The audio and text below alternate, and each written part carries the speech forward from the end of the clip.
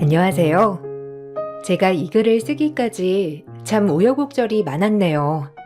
그리고 지금에서야 이런 글을 쓸 수 있게 되었답니다. 제 나이 70이 다 되어가는 여성이에요. 요즘엔 28 청춘이라고들 하죠.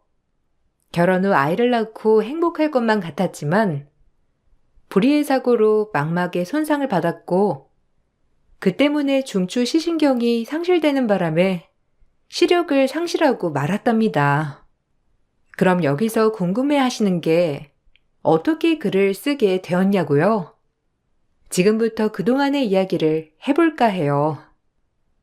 처음 눈이 안 보인다는 것을 알았을 때 얼마나 세상을 다 잃은 것 같던지 살고 싶지가 않더군요.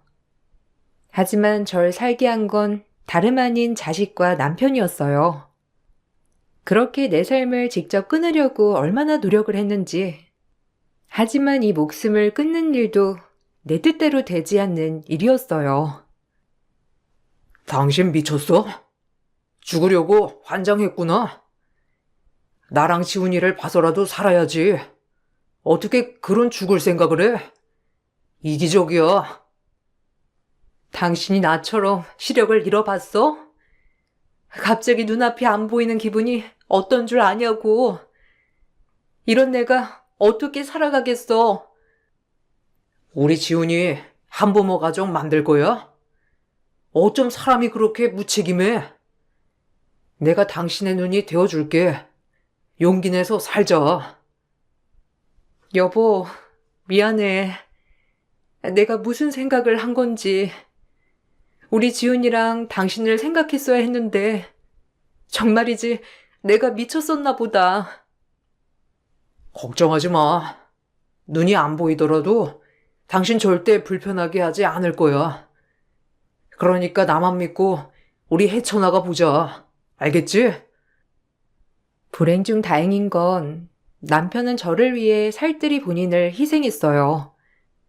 눈이 안 보이는 저를 위해 늘 눈이 되어 주었고 저의 길잡이가 되어 주었답니다.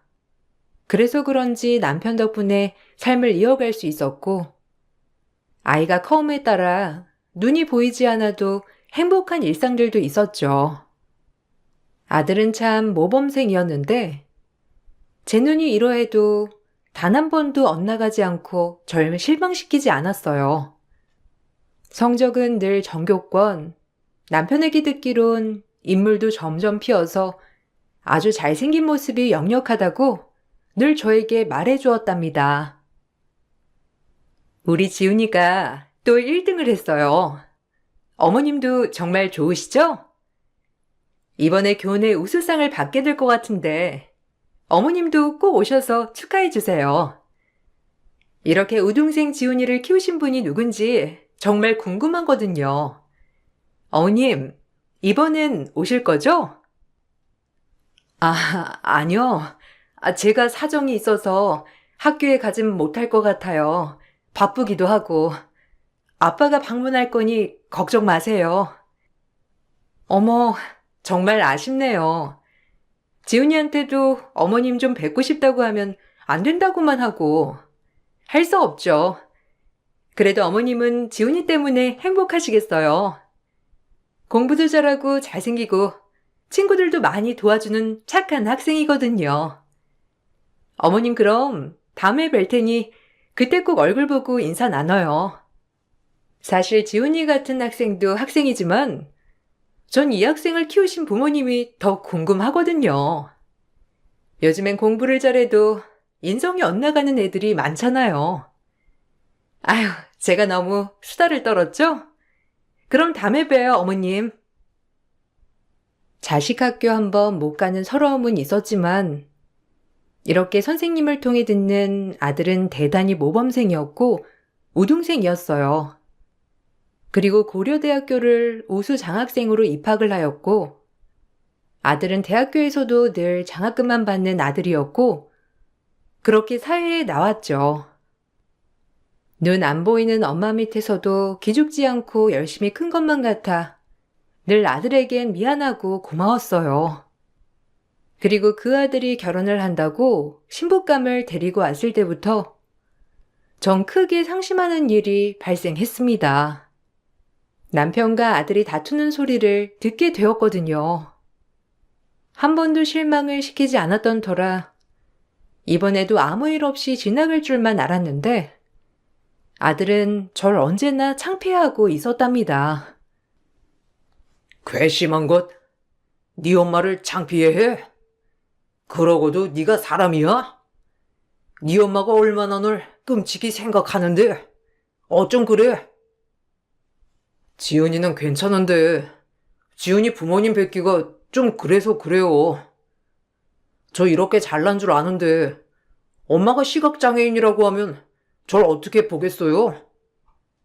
가뜩이나 맨손으로 여기까지 왔는데 그런 동정까지 받고 싶진 않다고요. 아빠는 제 마음 절대 모르시겠죠? 그런 집안이라면 결혼을 애초에 때려치워. 나도 그런 집안 며느리 보기 싫으니까. 고얀 것, 너 같은 건 아들이라고. 네 엄마가 얼마나 너한테 미안해 하는 줄 알아?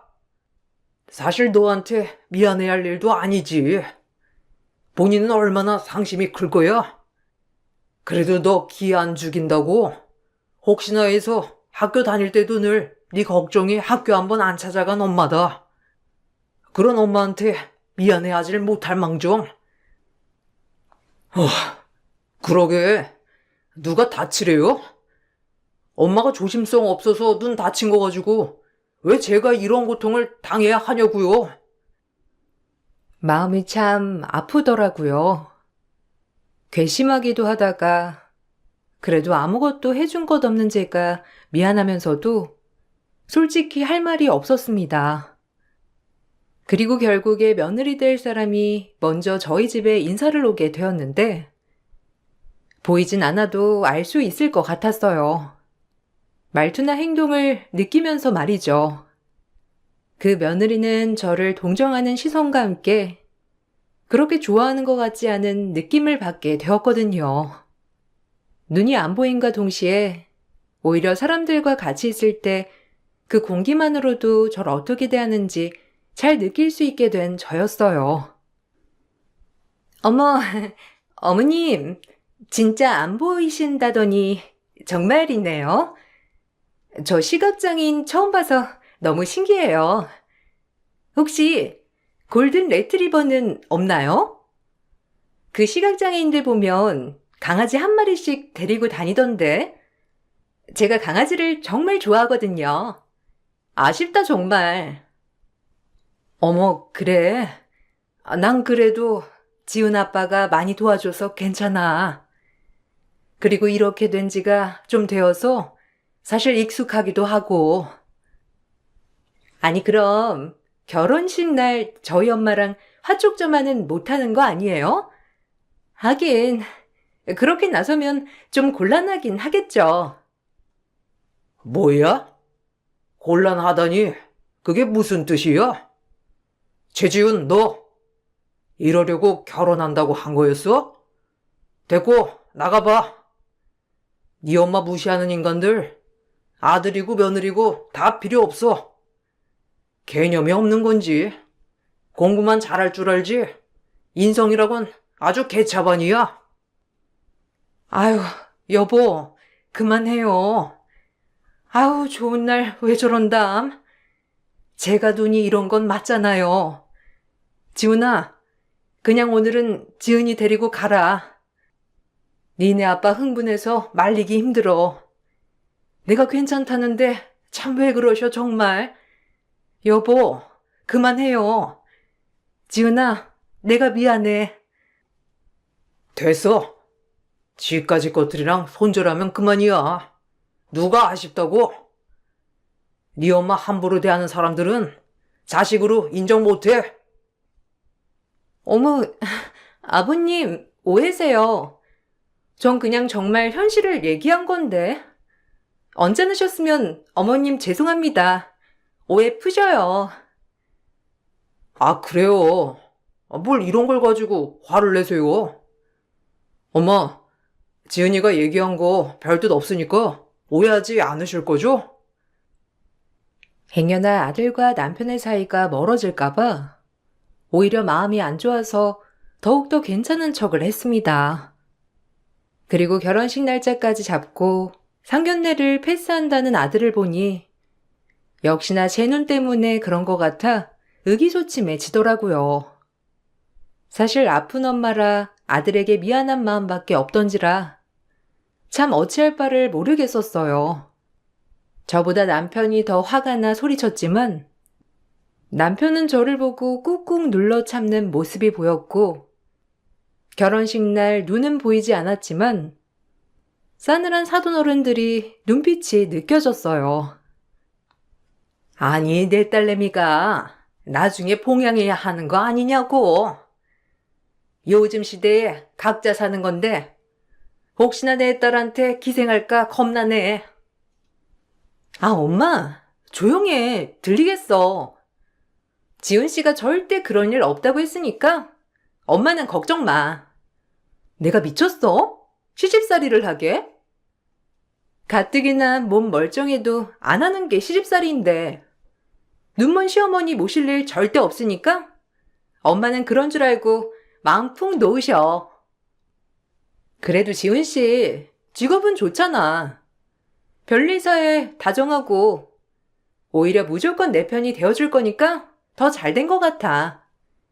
그러니까 신경 쓰지 마. 그러게 지훈이만 보면 진짜 나무랄 데 없는데 장인 시어머니 모시느라 네가 고생할까 봐 그러지. 에휴. 남들이 그리고 지금 수근덕 되는 것 같아서 아주 얼굴이 화끈거린다 얘. 어쩜 사람한테 다 단점이 있다는데 지훈이는 그게 엄마 되는 사람이네. 저렇게 완벽한 사람한테 어쩜 저런 엄마가 있어? 지훈이도 진짜 안쓰럽다. 어쨌든 너도 행동 잘해. 애써 못 들은 척을 했습니다. 하물며 티라도 나면 남편이 노발대발할 게 또 뻔했기 때문에 꾹꾹 눌러 담아 참곤 했죠. 그리고 눈이 멀어 아무것도 해주지 못한 엄마에게 벗어나 이제라도 자신감 있고 당당하게 살아가라고 아들을 위해 기원했어요. 그렇게 하나뿐인 아들을 결혼시켰으나 저의 눈이 되어주던 남편이 갑작스러운 심장마비로 사망하고 말았습니다. 아들을 장가 보낸 지 2달 만에 일어난 일이었고 정말 살아갈 수 없을 것 같은 느낌이 들더라고요. 장례식장에서 전 오열을 했어요. 이렇게 가버리면 나보고 어쩌라고. 당신 나한테 이럴 수가 있는 거야? 나 혼자 어떻게 살라고. 그렇게 나보고 오래 살자고 해놓고 무정한 사람아. 당신 진짜 그러는 거 아니야. 사람 아무것도 못하게 만들고 정말 너무한다. 제가 이렇게 땅이 꺼져라 울어댈 때 아들과 며느리는 아무 말이 없었어요. 보이지가 않으니 참 답답스러운 마음이 들었습니다. 그러다 문득 상주 휴게실에서 며느리가 아들에게 하는 소리를 듣고 또다시 마음이 무너져 내리는 것 같더라고요. 아, 이제 어머님 어째? 설마 우리가 모셔야 하는 거 아니지? 분명히 말했어. 나 심청이 아니라고. 신봉사를 모시는 것도 아니고 멀쩡한 시어머니도 모시기 힘든 마당에 눈 안 보이는 어머니 어떻게 모셔? 절대 못 모시니 그리 알아. 그럼 어쩌냐. 아빠가 엄마 앞으로 집이며 건물이며 해놓고 갔는데 이럴 줄 알고 엄마 앞으로 해놓은 거야. 애초에 건물이나 땅을 사실 때부터 늘 엄마 이름으로 사셨거든.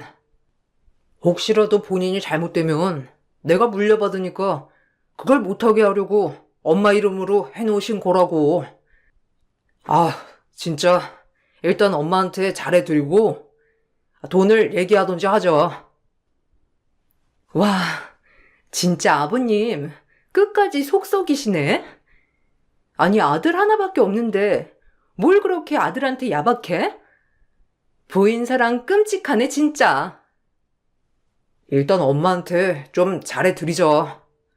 그리고 슬슬 구슬려서 우리 이름으로 해놓으면 되지. 그러니까 화 풀고 내 말 잘 들어. 이럴 줄 알았으면 지훈 씨랑 결혼 안 했지. 꼼짝없이 어머님 모시게 된 거 아니지? 나 진짜 그러면 곤란해. 우리 엄마도 가만 안 있을 거야. 그러니까 자기가 중간에서 잘 정리해줘. 어머님도 눈먼 지 오래되셔서 일상생활은 다 잘할 거 아니야. 하나밖에 없는 자식을 이렇게 키웠다니 참 억장이 무너졌습니다. 내가 잘못한 것은 불의의 사고로 시력을 잃은 게 전부인데 도대체 왜 이런 취급을 받아야 하는지 모르겠더라고요. 그동안 아들에게 미안해서 그렇게 죄인처럼 행동한 게 아들을 더 이런 길로 빠지게 한 것 같아 저도 잘못했음을 많이 느끼게 되었고 이제라도 올바르게 다 바로 잡아야겠다고 느꼈어요.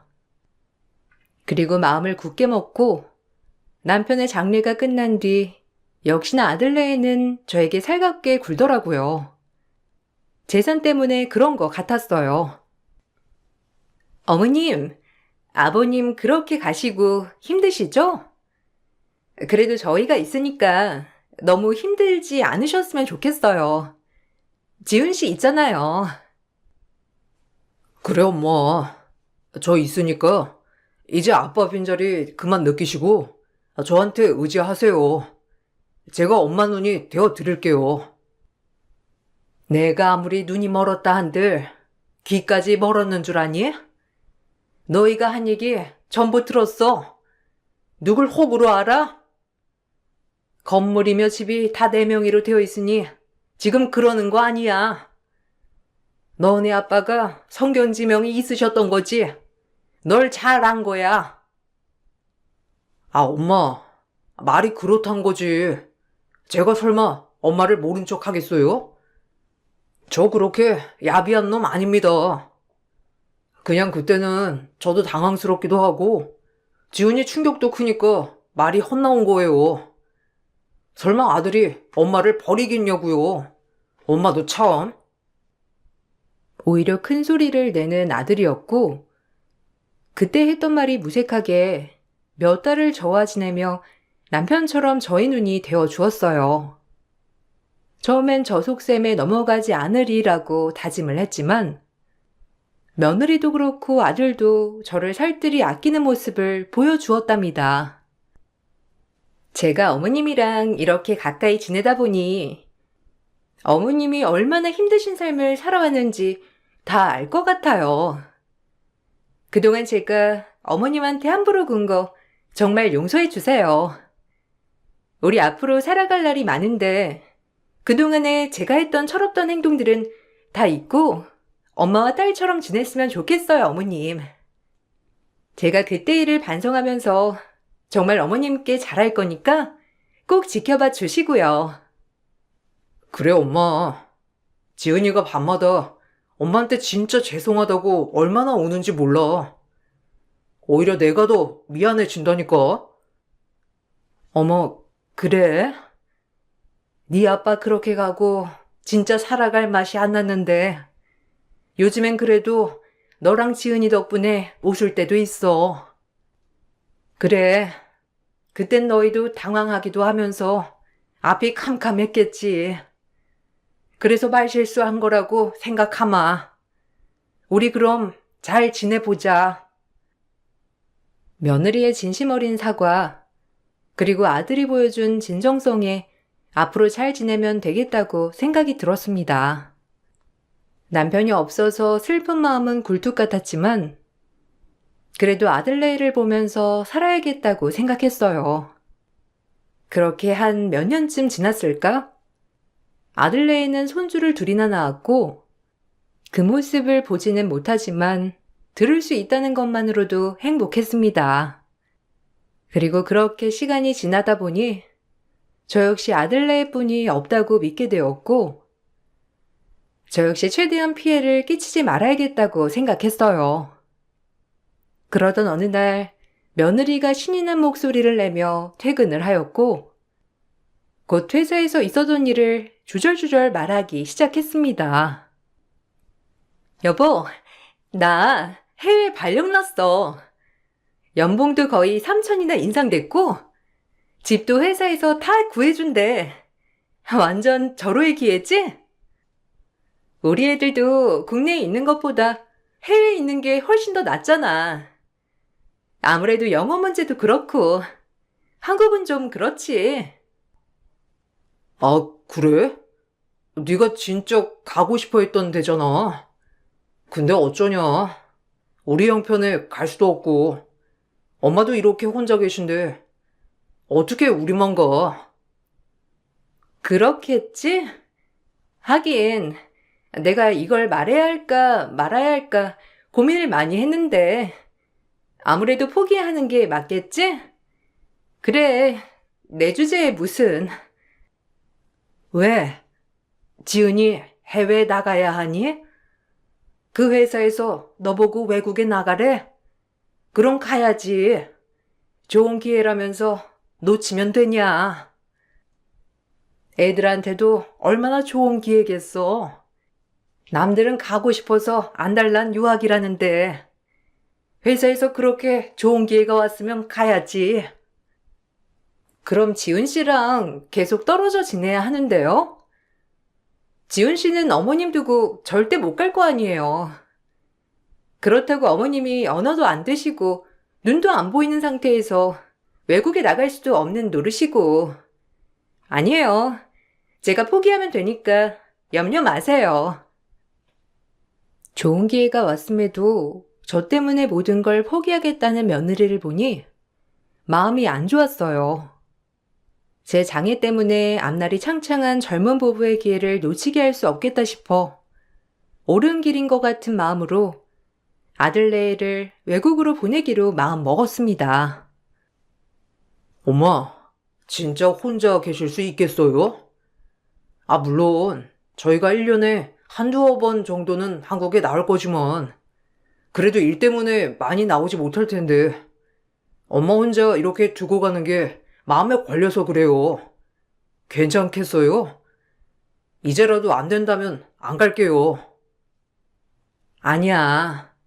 니들 앞날도 있는데 나 때문에 발목 잡히지 말아야지. 난 남한테 피해 끼치는 거 딱 질색이다.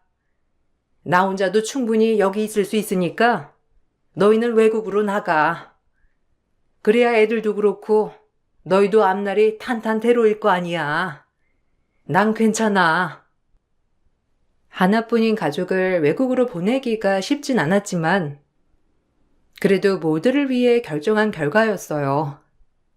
그렇게 아들네에는 이민을 가게 되었고 전 그렇게 혼자 남게 되었습니다. 혼자 남게 되니 먼저 간 남편도 참 그립고 그가 많은 생각을 하게 되었어요. 엄마, 저희 외국에 도착했는데, 생각보다 돈이 엄청 드네요. 혹시 도와주실 수 있어요? 애들도 여유롭게 키워야 하고, 아무래도 동양인이라 차별받지 않으려면 어느 정도 자본으로 좀 털을 잡아놔야 할 것 같은데, 엄마가 도와주시면 안 돼요? 아, 그래? 얼마가 필요하니?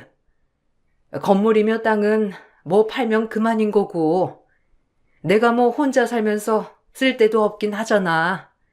도와줘야지. 우리 손주들이 거기서 잘 지내려면 이것밖에 더 있어.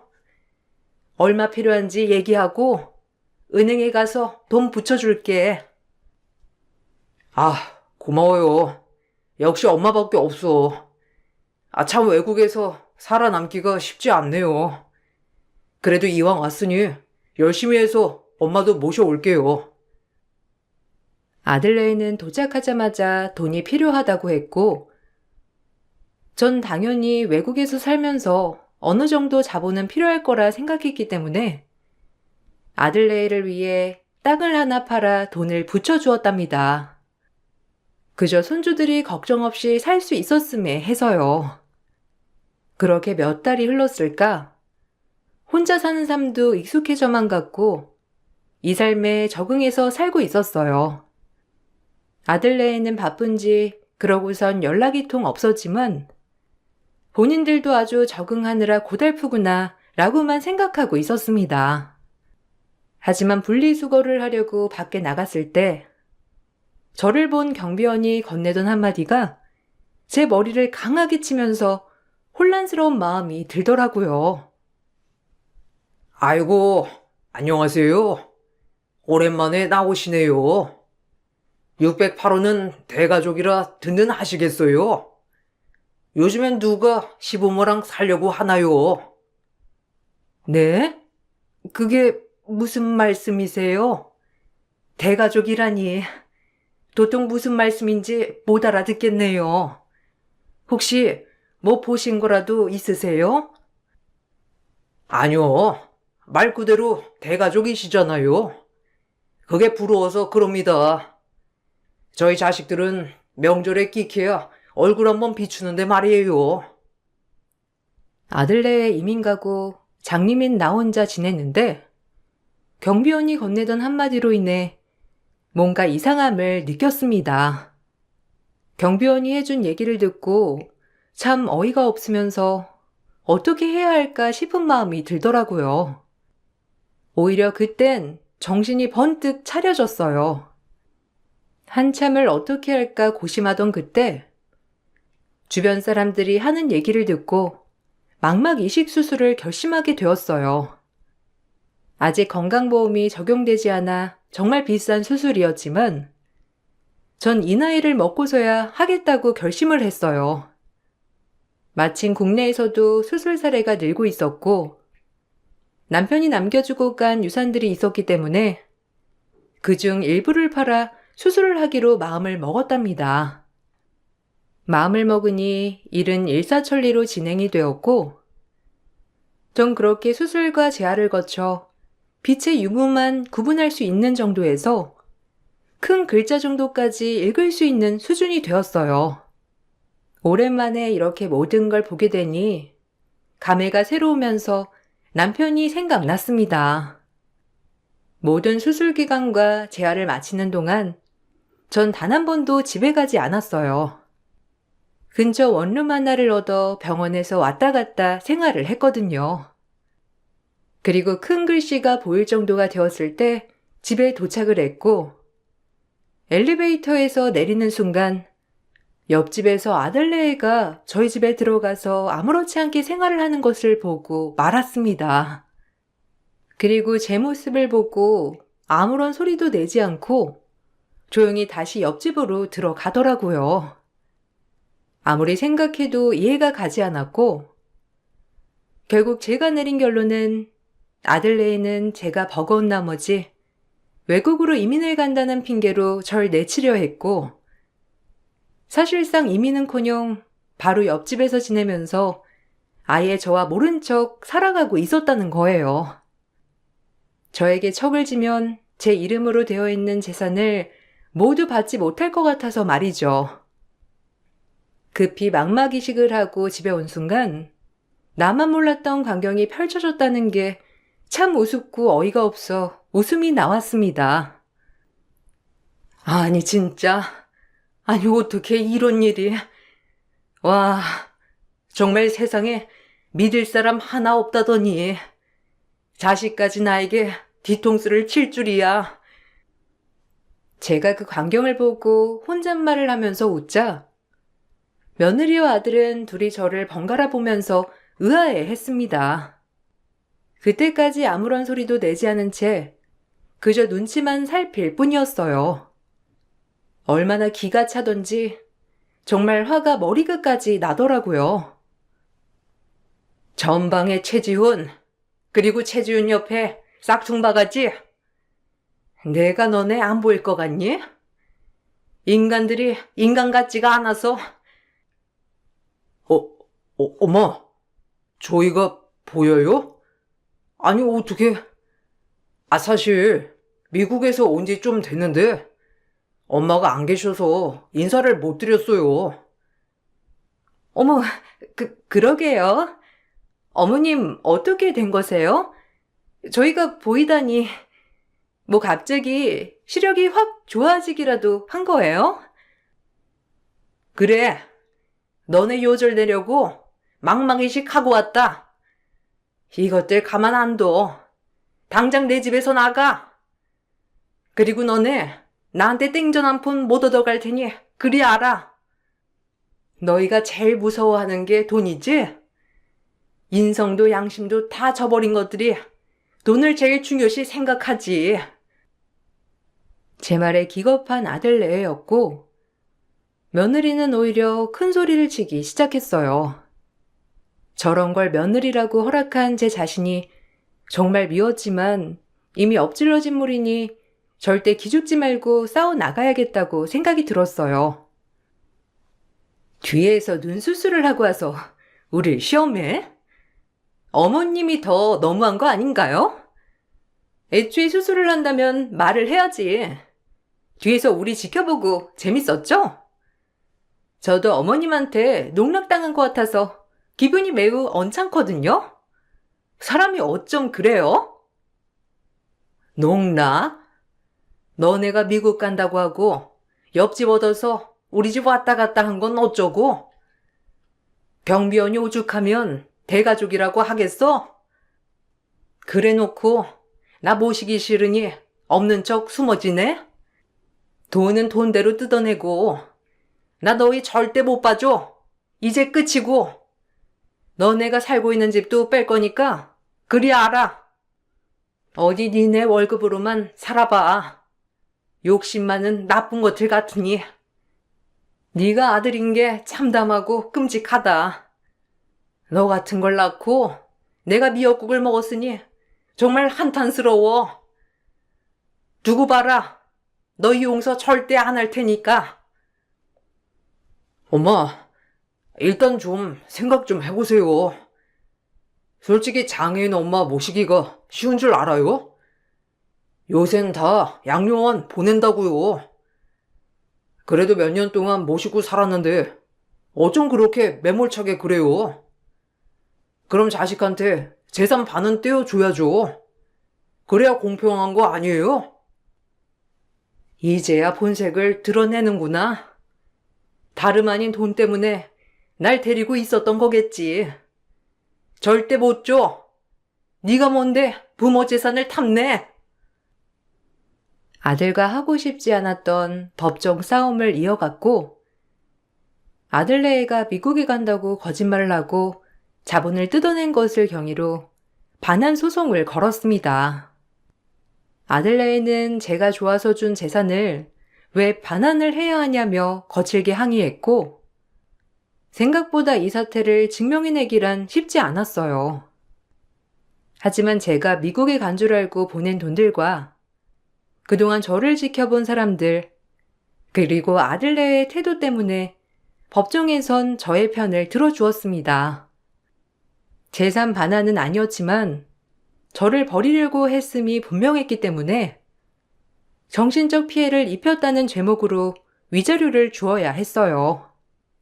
그럼에도 아들네에는 분해하였고 그 모습을 보니 마음이 찢어졌습니다.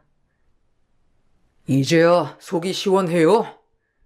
부모가 돼가지고 해준 것도 없으면서 있는 돈까지 뜯어가니까 속이 편하냐고요? 진작 수술해서 그럼 나 덜 쪽팔리게 하지. 왜 장님이 돼가지고 날 이렇게 만들어요? 나 나쁘다고 할 거 전혀 없어요. 그땐 이런 수술이 없었어. 내가 장님이라 너한테 해준 건 없었지만 그래도 늘 너만을 위해 네가 제일 잘 되라고 빌고 또 빌었다. 해주는 게 없는 애미라 네가 밤잠 못 자고 공부할 땐 같이 밤새면서 힘이 돼주려고 했고 너만을 생각해서 이악 물고 살았어. 그래, 너한테 많이 모자라는 어미라고 할 수 있겠지. 그러니 이쯤 손절하는 게 맞다 싶어. 내가 죽어도 장례식에 오지도 말고 앞으로 네가 알아서 살아. 네가 그렇게도 창피하는 엄마니까 다신 보지도 말고 엮이지도 말자. 엄마 앞으로 되어 있는 재산은요. 그 재산은 줘야 할 거 아니에요? 엄마가 자식이 나 말고 또 누가 있는데. 진짜 엄마도 아니야. 넌 내 자식도 아니야.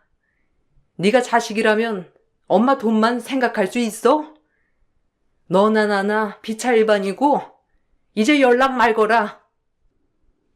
전 이 한마디만 하고 나섰는데 그럼에도 아들네에는 억울했는지 매일같이 집에 찾아와 무력을 쓰고 재산을 내놓으라고 압박을 하였고 너무 괘씸한 나머지 전 경찰에 고소와 함께 접근 금지 명령을 내렸어요.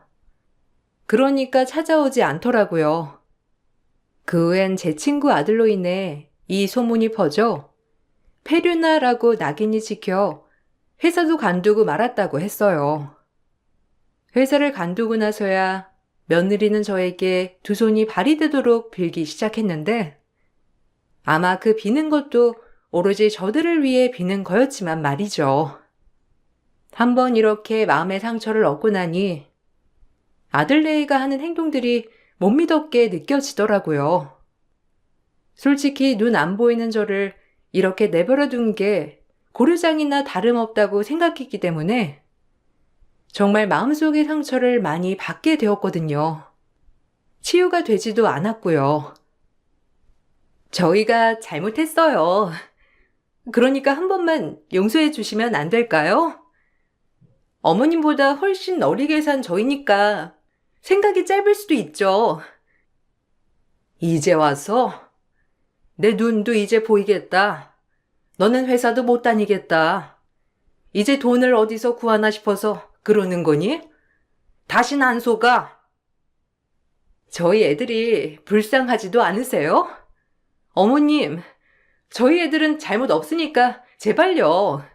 한 번만 봐주시면 다신 안 그럴게요. 네 남편 직업 좋잖니. 그러니까 알아서 벌어먹고 살아.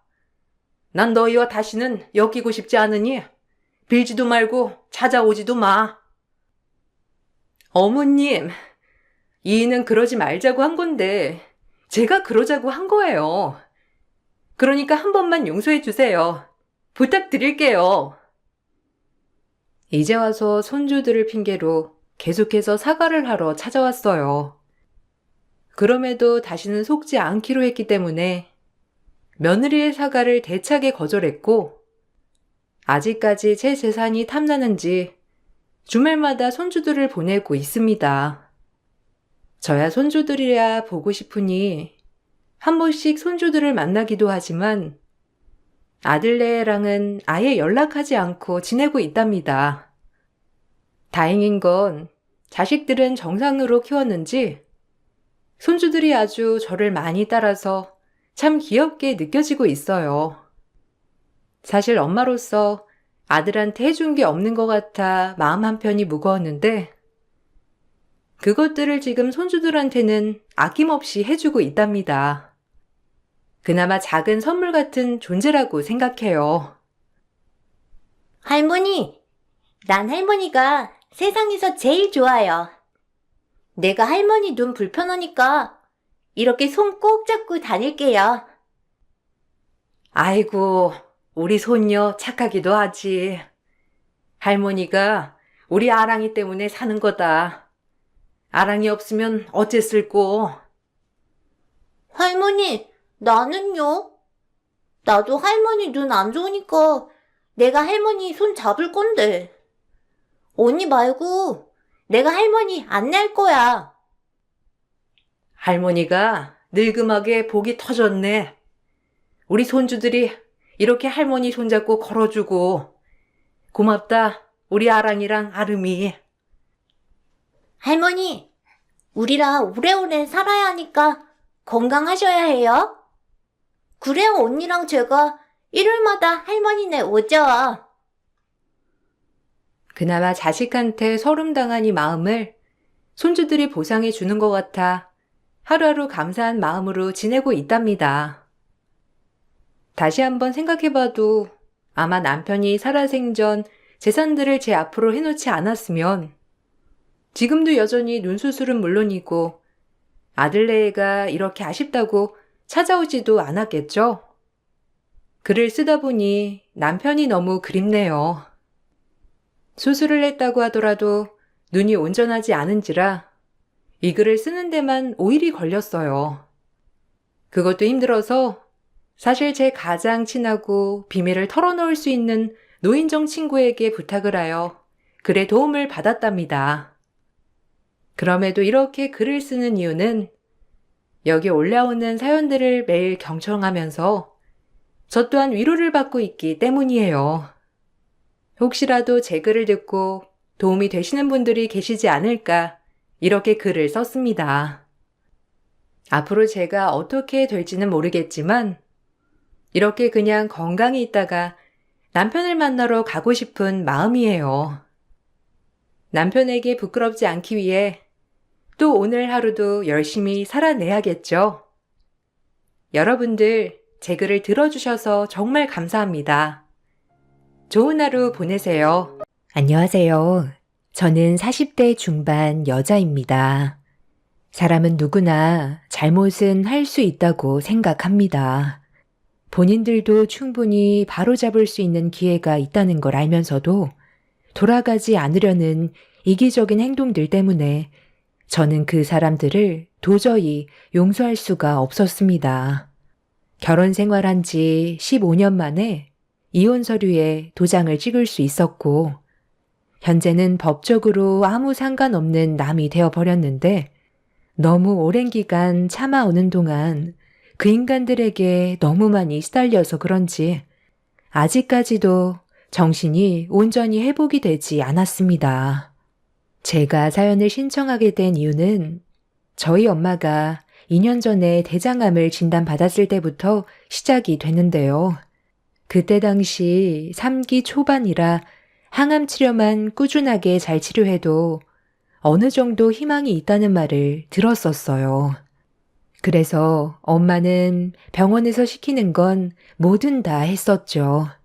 어렸을 적 아빠가 건설 현장에서 추락사고로 세상을 떠나시는 바람에 엄마와 단둘이 정말 열심히 살아왔었어요.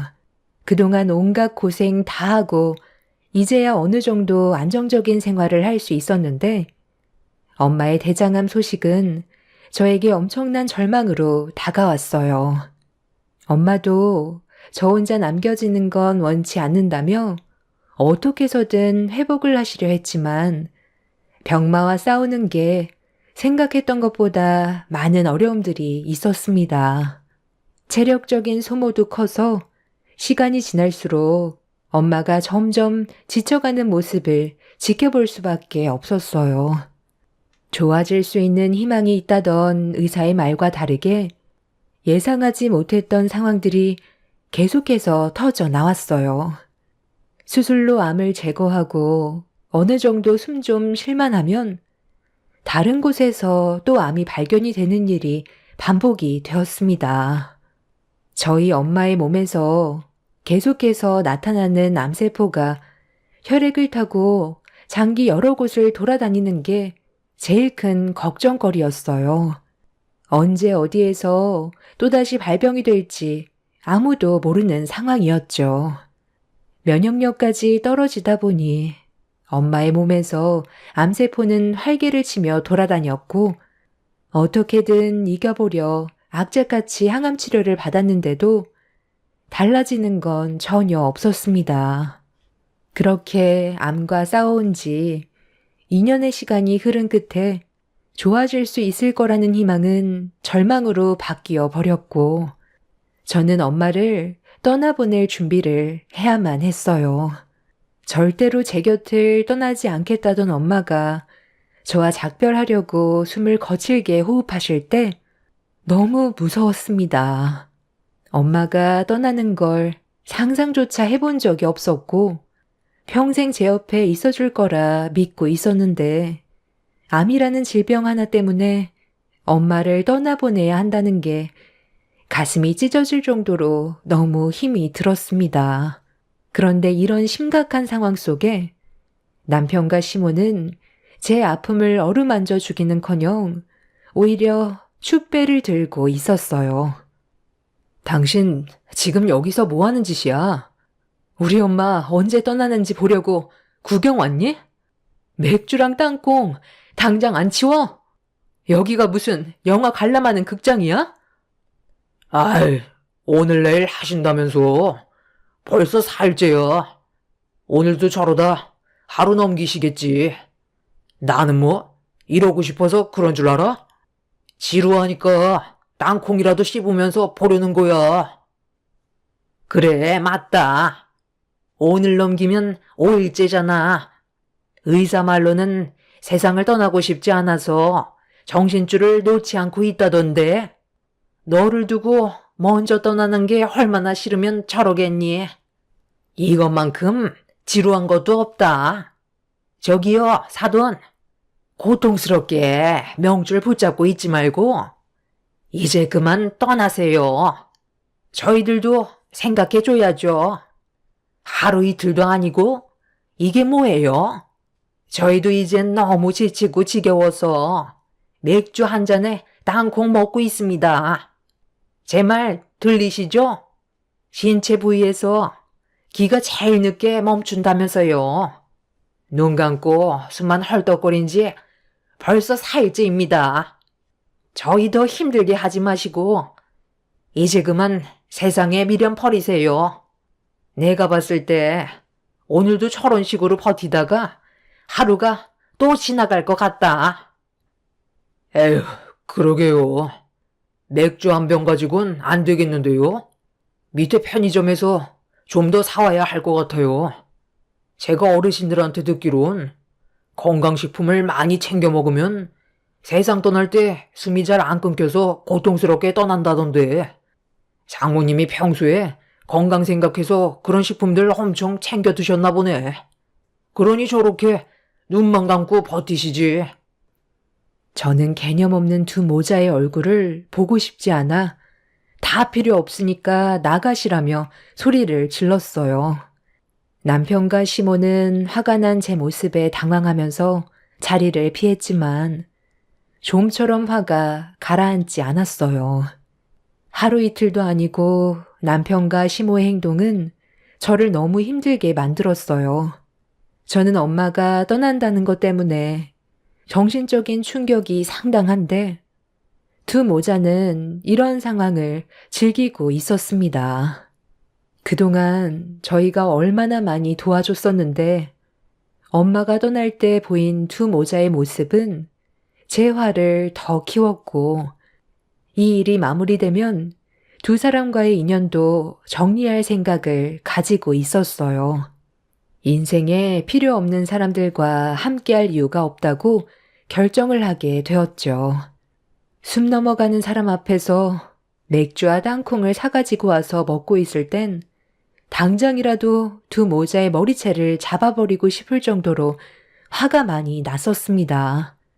엄마의 마지막 순간에 안 좋은 모습 보여드리고 싶지 않아 최대한 이성을 놓지 않기 위해 두 모자를 내쫓았는데 집으로 돌아간 줄 알았던 그 인간들이 잠깐 화장실을 가려고 병실 밖을 나왔을 때 비상계단으로 향하는 모습을 보게 되었습니다.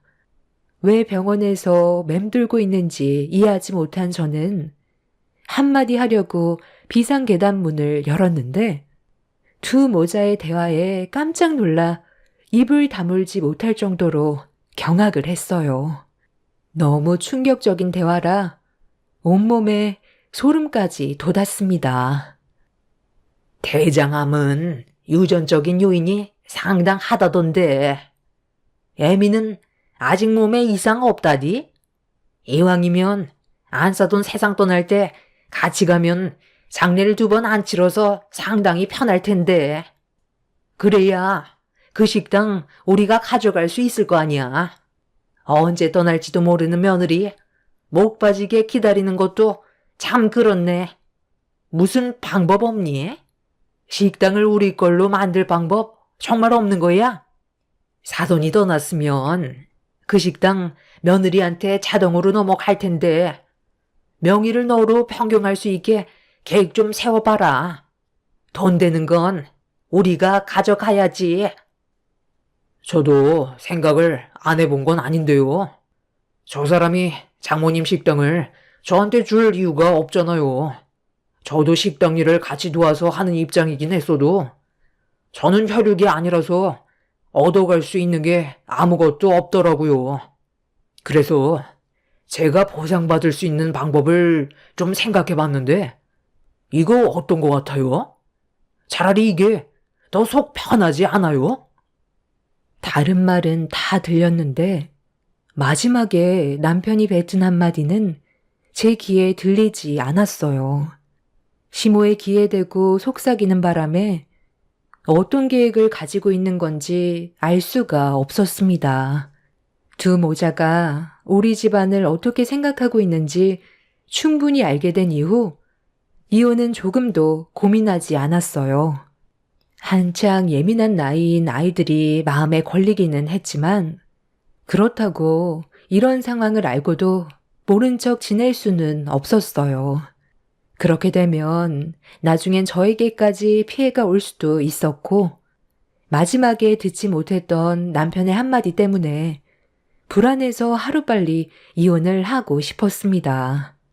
엄마가 세상을 떠난 뒤 3일장이 끝나는 순간 남편과의 이혼을 결정하게 되었고 비상계단에서 듣게 된 두 모자의 진짜 모습들에 더는 어떠한 미련조차 남아있지 않았어요. 엄마는 결국 마지막까지 놓지 않으려 했던 제 손을 놓게 되면서 끝내 버티지 못하시고 그날 세상을 떠나셨습니다. 사랑하는 사람이 곁을 떠나게 된다는 건 너무 가슴 아픈 일이었어요. 숨은 멎었는데 재혼은 따뜻했고 고통스러워하던 좀 전의 모습과는 다르게 평온을 되찾은 얼굴을 하고 있었습니다. 아무리 엄마를 외쳐 불러도 깊은 잠에 빠지셨는지 더 이상 어떠한 움직임조차 없었어요. 그렇게 한참 동안 점점 굳어가는 엄마를 끌어안은 채 마지막으로 했던 말은 그동안 고생했고 사랑한다는 말이었어요. 아빠가 세상 떠난 뒤 먹고 살기 위해 앞만 보며 열심히 살아왔던 엄마의 세월이 담긴 거칠고 굽어진 손은 눈물을 멈추지 않게 만들었어요. 제가 옆에서 엄마의 일생을 모두 봤기 때문에 엄마를 떠나보내는 게 더 힘들었던 것 같아요. 그렇게 눈물로 엄마의 3일장을 치르기 위해 정신없이 준비하고 있는데 엄마가 떠난 소식을 접하게 된 남편과 시모가 장례식장에 고개를 내밀었습니다. 이미 그 인간들이 어떤 마음을 가지고 옆에 있는 건지 알기 때문에 상대하고 싶지 않아 아무 말도 하지 않고 있었습니다.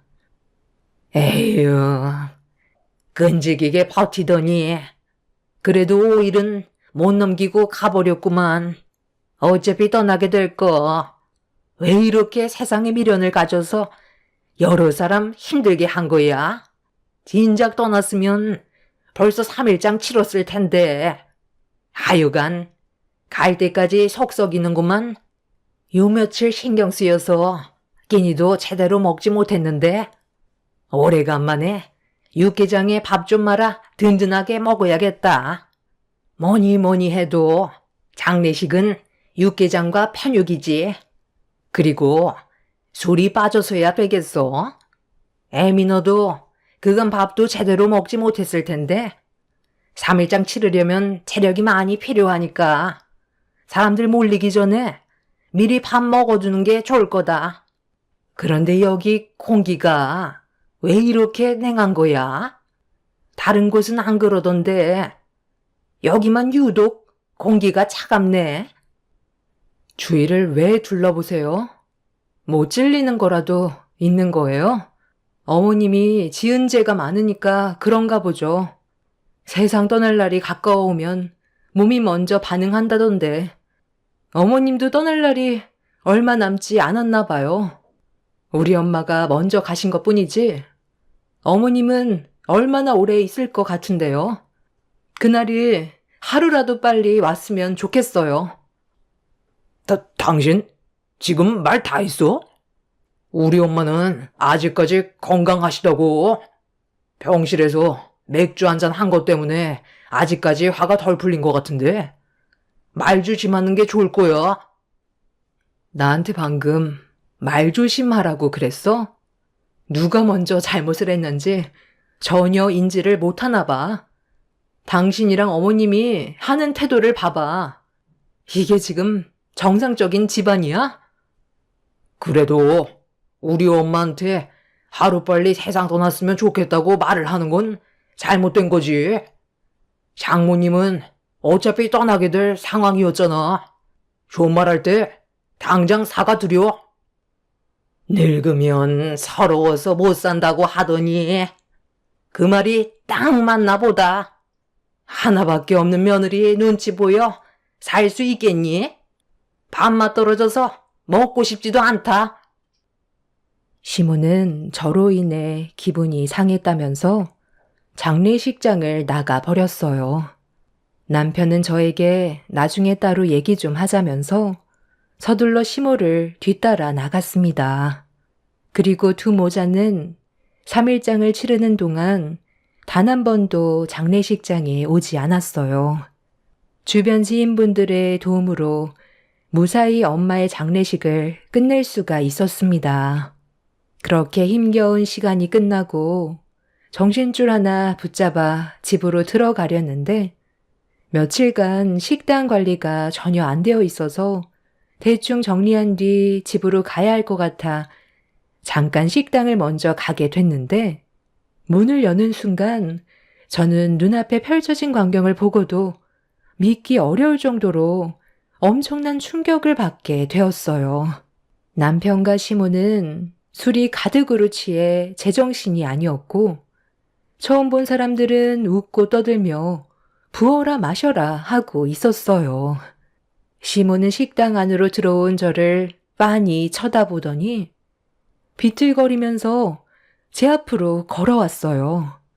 그리곤 다짜고짜 얼굴에 손을 올려 붙이더니 주머니에서 뭔가를 꺼내 저한테 던지면서 막말을 쉬지 않고 퍼부어 댔어요. 애미야. 그 카드 한도 최대로 높여놔라. 일일 한도가 낮춰져 있어서 돈을 마음대로 쓸 수가 없잖아. 내 아들이 그러는데 그 카드 안에 돈 꽤나 많다면서? 너희 엄마가 남긴 돈이면 우리 돈이나 마찬가지인데 필요한 곳에 사용하면 좋잖아. 그리고 식당에 음식들 이거 방치하면 상하니까 내 지인분들 좀 초대했다. 다시 부족한 음식들 좀 더 만들어내오고 냉장고에 술도 거의 다 떨어졌으니까 새로 채워놔라. 오늘 코가 삐뚤어질 정도로 마셔야 되니까 네가 신경 좀 써줘라. 장모님이 글쎄 나를 위해 선물을 준비해 줬더라고. 카운터에 장모님 지갑이 떡하니 올려져 있는데 체크 카드 하나만 보이더라. 어차피 장모님 세상 떠나셨고 이제 우리 돈이나 마찬가지인데 마음대로 사용해도 되잖아. 그래서 당신 장례 치르는 동안 나는 우리 엄마 한 번도 해드리지 못했던 명품 가방이나 옷들 몇 개 좀 해드리고 좋은 곳에서 바람 좀 쐬고 왔거든. 돈이라는 게 벌 때는 정말 힘든데 사용할 때는 순식간에 나가더라. 한 3천만 원 정도 사용한 것 같은데 괜찮지? 저는 남편의 말이 끝나자마자 얼굴에 손을 올려 버렸어요. 지금까지 살아오면서 두 모자가 제 인생의 제일 쓰레기였고 절대로 용서하고 싶지 않았어요. 이렇게까지 사람이 막 나갈 줄은 상상조차 하지 못했었는데 너무 큰 실망을 하게 된 저는 그 자리에서 바로 두 사람을 신고했어요. 남편은 자기 얼굴에 손을 댔다며 식당의 물건을 집어던지면서 난리를 쳤고 시모는 식당 하나 운영하면서 꼴에 있는 척 한다고 가족끼리 돈 좀 쓴 거 가지고 일을 크게 벌인다며 저에게 화를 내고 있었어요. 정상적인 사람들이 아니었죠.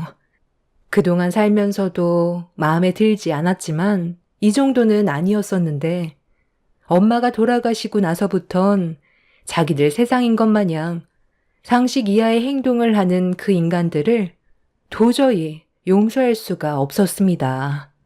경찰들이 오고 남편과 시모의 행동에 대해 조사를 진행했는데 알고 보니 비상계단에서 대화를 나눴을 때 제가 듣지 못했던 한마디는 남편이 저희 엄마 식당 카운터에 지갑이 올려져 있는 걸 알고 있었는데 그 안에 체크카드로 돈을 좀 쓰자고 시모와 대화를 나눈 거였어요. 엄마 체크카드는 식재료 결제나 일상생활에 사용할 때 쓰는 카드라 식당 일을 함께 했던 남편도 카드를 몇 번 써왔었어요. 그래서 저 몰래 이런 계획을 했던 거였고 테이블 위에 올려져 있던 명품 가방들은 제 속을 뒤집어 놓았습니다. 가족들끼리 돈 좀 쓴 거 가지고 경찰까지 불러? 네가 아주 오늘 나랑 끝장내려고 작정을 했구나. 갈 때까지 가보자는 거야? 내 아들과 이혼을 하겠다고? 네가 원하는 대로 해줄 것 같니? 돈 그거 좀 썼다고 해서 인생이 달라지는 것도 아닌데 왜 이렇게 팍팍하게 꾸는 거야? 사돈 떠난 게 우리 잘못은 아니잖아. 지금 힘든 거 충분히 알겠는데 살면 또 사라진다. 시간이 알아서 모든 걸 다 해결해 줄 거고 다시 제자리를 잡을 건데 시애미가 지금까지 살면서 명품 가방 한번 구경 못 해봤다고 아들이 큰맘 먹고 결제해 줬는데 이 정도는 눈 감아 줄 수 있는 거잖아. 그리고 그동안 우리 아들이 식당 일 하면서 얼마나 고생이 많았니? 그 고생한 만큼 보상이라 생각하는데 뭐가 잘못됐다는 거야? 지인들 식당에 초대할 수도 있는 거지. 안 써돈 있을 때 눈치 보여서 사람들 초대도 못했었다. 무상으로 일해줬으면 당연히 그에 따른 보상을 받아야 되는 건 당연한 거잖아. 당신만 입이야? 나도 힘들게 일한 만큼 월급 받아 돈을 쓰고 싶었다고. 진짜 너희들은 말로 해선 안 될 것 같다. 우리 엄마한테 돈을 받을 처지라고 생각해? 그게 그동안 불만이었다고? 시아버지가 노름 때문에 사고치고 도망치다가 사고로 세상 떠나신 게 벌써 6년이나 됐어. 아직까지 빚이 산더미인 거 몰라? 네가 우리 엄마 식당에서 일하는 동안 매달 그 돈 빚 갚는데 전부 꼬라 박은 거 알면서 지금 그런 말이 나와? 한두 끝도 없이 주는 거에 감사하게 생각하기는커녕 오히려 돈을 안 줘서 불만이었다고? 그래서 내 허락 없이 식당에 함부로 들어오고 돌아가신 우리 엄마 카드로 저딴 쓰잘머리 없는 명품 가방이나 사고 있어? 아주 두 모자가 쌍으로 정신이 나갔네. 둘 다 콩밥 먹어봐야 정신 차리지? 저는 그날 이후 남편과 이혼 소송을 준비했고 두 모자에게 법적 처벌을 내리기 위한 준비를 했어요. 화가 머리끝까지 올라온 저는 두 모자를 절대로 용서하고 싶지 않아 이름 있는 변호사와의 상담을 통해 법적 자문을 구했고 오랜 시간 상담한 결과 두 모자는 타인의 분실카드 횡령죄와 타인의 카드를 부정한 방법으로 사용한 죄, 그리고 타인의 소유의 카드를 자신의 소유인 것처럼 속이고 사용한 점에 대해 처벌을 내릴 수 있다는 걸 알게 되었습니다. 점유물 이탈 횡령죄, 여신 전문 금융업법 위반 사기죄, 거기에 더해 엄마의 식당에 허락 없이 들어와 자기 식당인 것 마냥 함부로 이용한 것과 제 얼굴에 손을 댄 행동들, 식당 물건들을 집어던진 기물 파손죄, 영업 방해 등등 할 수 있는 건 전부 다 포함시켰습니다. 뒤늦게 자신들이 한 행동에 대해 상황이 심각하게 흘러가고 있다는 걸 인지하게 된 두 모자는 그제서야 사태를 수습하려고 저와 좋게 합의를 보려고 했어요.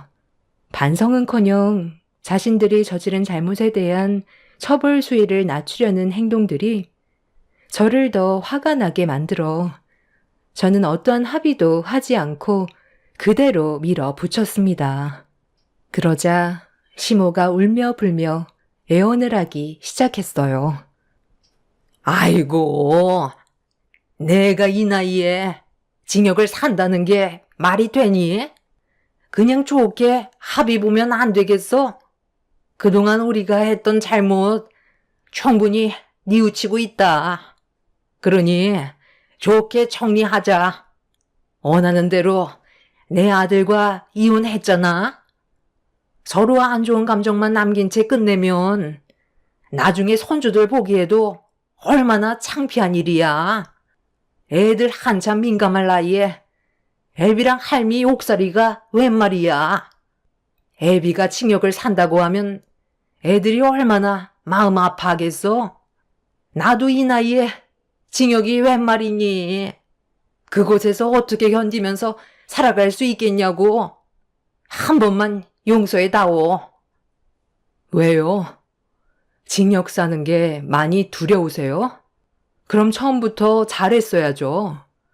이제 와서 빈다고 달라질 건 아무것도 없어요. 내가 받은 상처가 치유되려면 당신이랑 그 인간이 내 두 눈앞에서 처벌을 받아야 한다고요.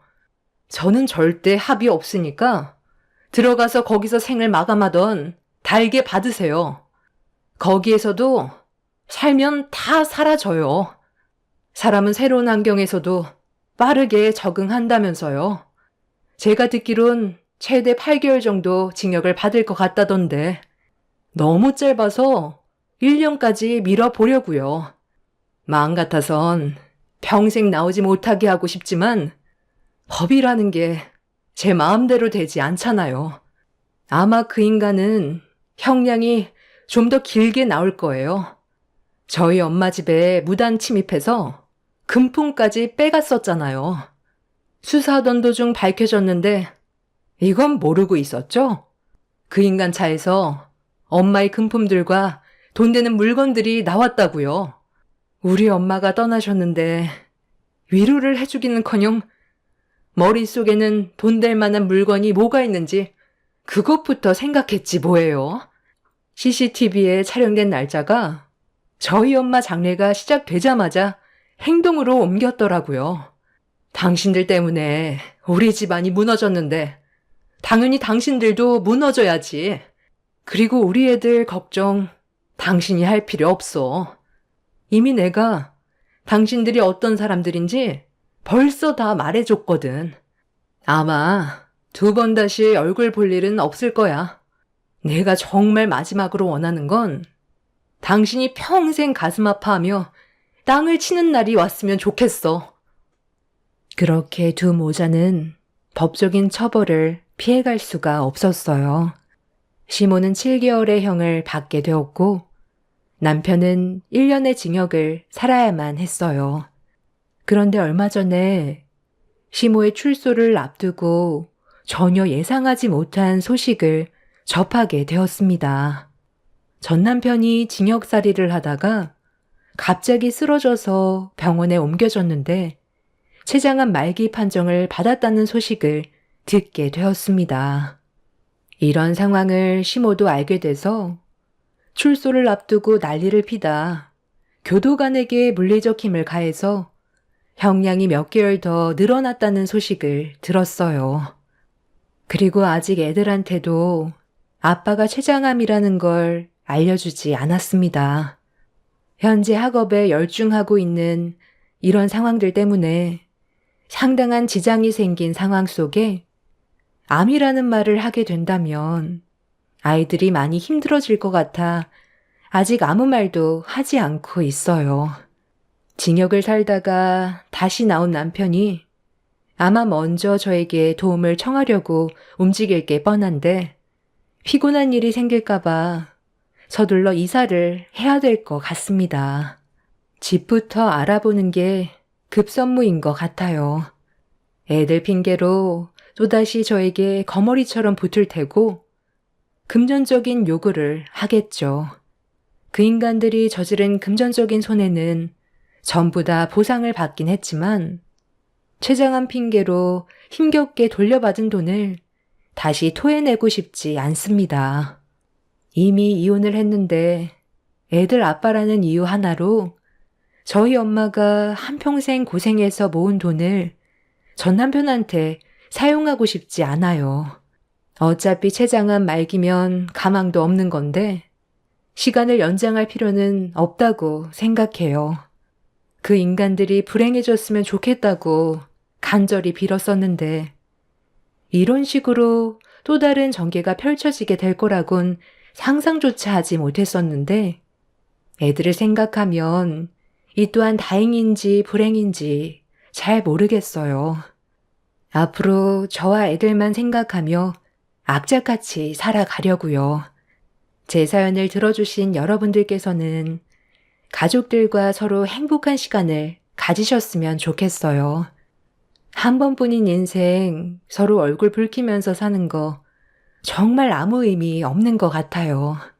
가족이라는 울타리 안에서 행복하게 사는 게 인생에 있어 제일 중요한 일인 것 같습니다. 눈 감기 전에 후회는 없어야 하잖아요.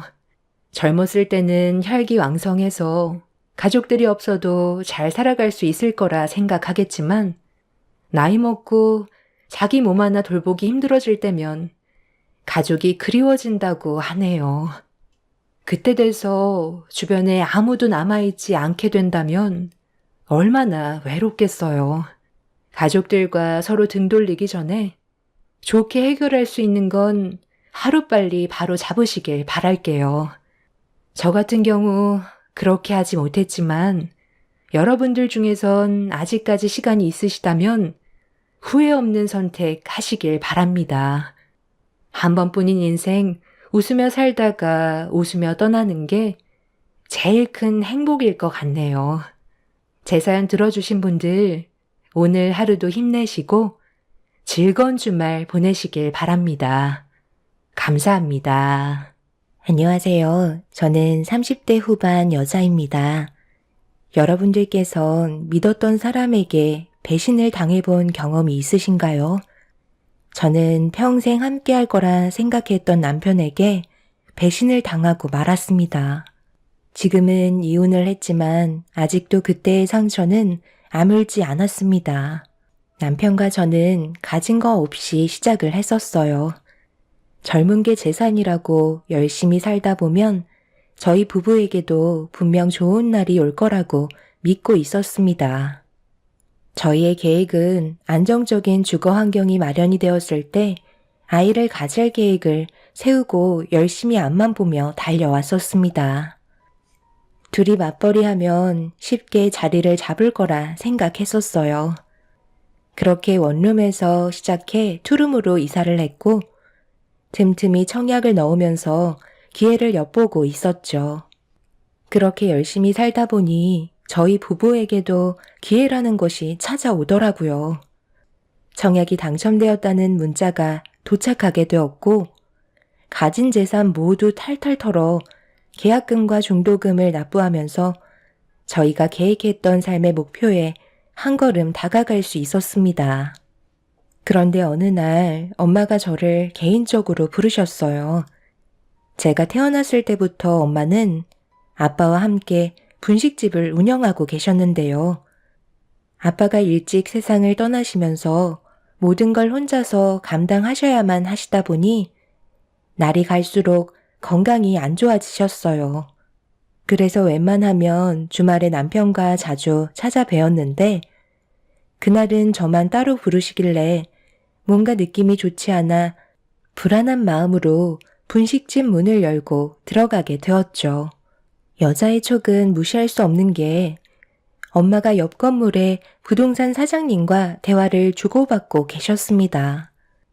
엄마는 저를 보자마자 급하게 상황을 정리한 다음 밝게 웃으시며 반겨주셨어요. 그리고 제가 정말 좋아하는 떡볶이와 여러 가지 분식류를 제 앞에 내어주시며 많은 고민에 빠져있는 모습을 보여주고 계셨습니다. 엄마는 그늘진 얼굴로 조심스럽게 입을 여셨어요. 엄마가 분식집을 운영한 지도 30년이 넘어가다 보니 이제 많이 지쳤는지 몸이 예전 같지가 않네. 그래서 좀 쉬고 싶어서 분식집을 이제 그만할까 생각 중이거든. 몇 년 전부터 계속 고민하고 있었는데 오늘에서야 결정을 하게 되었어. 너희 아빠와 함께 장사했던 추억이 담긴 이곳을 지금까지 떠나지 못했던 이유도 항상 이곳에 있으면 그래도 너희 아빠가 엄마 곁에 있어주는 느낌을 받고 있었거든. 어느 날 갑자기 분식집 문을 열며 들어올 것 같아서 지금까지 버티고 있었는데 나도 이제 늙어서 그런지 너희 아빠와 함께했던 기억들도 희미해져 가고 있고 체력도 더 이상 버티지 못해서 그만 장사를 접을까 생각하고 있었어. 잘 생각하셨어요. 제가 몇 년 전부터 엄마의 건강 문제 때문에 하루빨리 정리했으면 좋겠다고 몇 번이나 말씀드렸잖아요. 마음 잡으셨을 때 빨리 정리하는 게 좋아요. 엄마도 이제 좀 쉬시면서 저랑 좋은 곳도 많이 놀러 다니고 그동안 못했던 것들 전부 다 해봐요.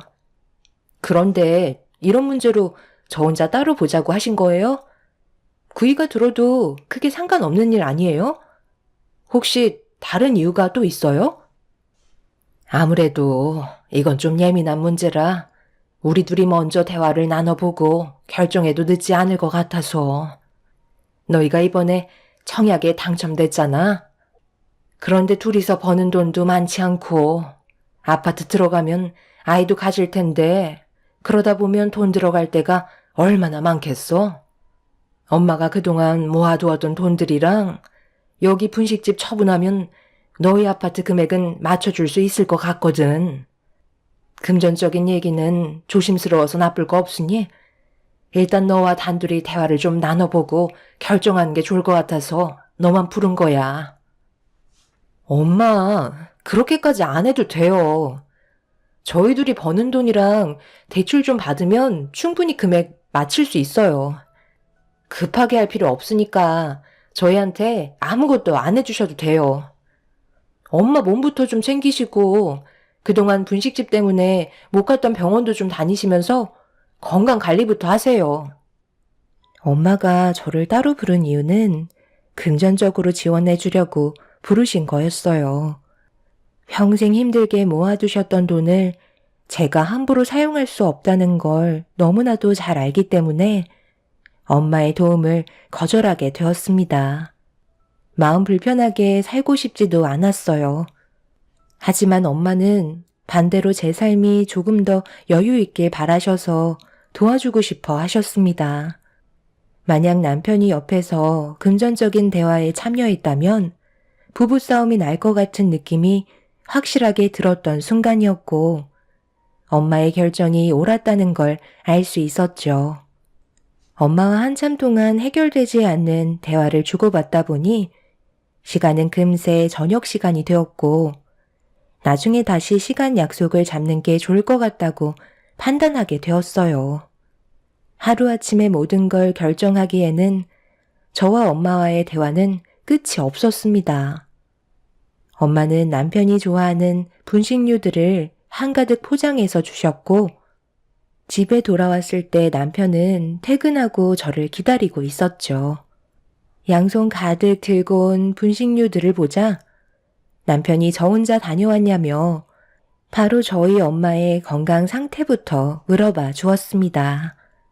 언제나 저희 엄마부터 챙기는 남편이 너무 고마웠고 엄마와 나눴던 문제에 대해 고민을 털어놓고 싶었지만 엄마가 저를 따로 부를 만큼 조심해서 나쁘지 않을 것 같아 남편에겐 미안하지만 엄마와 나눴던 대화를 꺼내놓을 수는 없었습니다. 해결되지도 않은 문제점에 대해 굳이 남편에게 말해서 일을 키우고 싶지도 않았어요. 그날 이후 몇 번이나 엄마의 요청으로 분식집을 찾아가게 되었고, 제 의견은 아예 반영하지 않고 밀어붙이려는 엄마의 모습이 저를 당황스럽게 만들 정도였어요. 저도 아이를 낳으면 엄마의 마음을 알 수 있다면서 지금까지 돈을 모은 이유도 제가 앞으로 살아가는데 조금이나마 도움을 주고 싶어서 평생 동안 분식을 팔아서 모은 돈들이라며 허튼 곳에 쓰고 싶지 않다고 계속해서 저를 설득하셨습니다. 결국 엄마의 도움을 받는 걸로 결정을 하게 되면서 이런 상황을 남편에게도 설명을 하게 되었어요. 제 말에 많이 당황한 남편은 그렇게 하지 않아도 된다며 저와 똑같은 반응을 보였지만 저희 엄마의 도움으로 자리를 잡을 수 있는 시간을 더 빨리 단축시킬 수 있다는 장점을 얘기하면서 아파트에 입주하게 되면 저희 엄마를 모셔야겠다는 예상치 못한 말을 꺼내 놓았습니다. 그렇게 저희 부부는 엄마의 도움을 받아 신혼집 잔금을 치르게 되었고 그토록 바라던 새 아파트에 입주를 하게 되었습니다. 우리 엄마도 이 집에서 함께 지내시는 게 좋을 것 같다고 당신이 예전에 나한테 말했던 거 기억나? 최근에 엄마의 건강 상태가 더 안 좋아지셔서 계속 신경 쓰이는데 차라리 우리 집에서 함께 지내는 게 좀 더 마음이 편하지 않을까? 당신 생각은 어때? 나야 뭐 당연히 장모님께서 들어오시길 바라지. 하지만 장모님이 그걸 원치 않으실걸? 말씀이라도 드려봤어. 아직 얘기는 안 해봤는데 분명 싫다고 하시겠지. 괜히 또 다른 문제를 일으키게 될지도 모른다는 생각에 안 들어오실 것 같아. 그게 당연한 거야. 어느 부모가 자식한테 피해를 주고 싶어 하시겠어? 괜히 눈치만 보이게 된다니까. 어쩌면 혼자 계시는 게 속 편하실지 몰라. 나도 장모님 건강이 걱정되긴 하지만 섣불리 우리 집에 들어와서 지내시다가 알게 모르게 스트레스 받으셔서 건강이 오히려 더 악화가 될 수도 있을걸? 뭐든지 신중하게 결정하는 게 제일 좋지 않겠소? 남편의 말이 틀린 건 아니었지만 엄마의 건강 상태가 너무 안 좋아 계속 신경이 쓰이고 있었죠. 병원에서는 크게 문제가 없다고 했지만 날이 가면 갈수록 엄마의 건강은 점점 더 악화만 되어갔고 더 이상은 그냥 두고만 볼 수 없어 저와는 병원을 절대 가지 않겠다던 엄마를 모시고 좀 더 큰 병원에서 검사를 받아본 결과 의사에게 충격적인 진단 결과를 듣고 말았습니다. 췌장에 암이 생긴 상태라 수술도 불가능한 상황이었어요. 이 사실을 미리 알고 계셨던 엄마는 그래서 분식집을 정리하신 거였고 이미 수술을 한다고 해서 좋아질 수 있는 확률도 없었다는 걸 아셔서 하나둘 정리를 하고 계셨던 거였네요. 저는 이런 사실을 전혀 모르고 있던 상황이라 너무 큰 정신적 고통이 뒤따랐고 오래 버티지 못하실 거라는 의사의 말에 그 자리에서 오열을 하고 말았습니다. 췌장암이라는 게 초기에 발견될 수 있는 확률이 거의 없기 때문에 어쩔 수 없다는 의사의 말에 기적을 바라볼 수 없냐고 여쭤봤지만 고개를 절레절레 흔드셨습니다. 엄마도 이미 손을 쓰지 못한다는 사실을 아시고 저에게 계속 이 사실을 숨기고 계셨던 거였어요.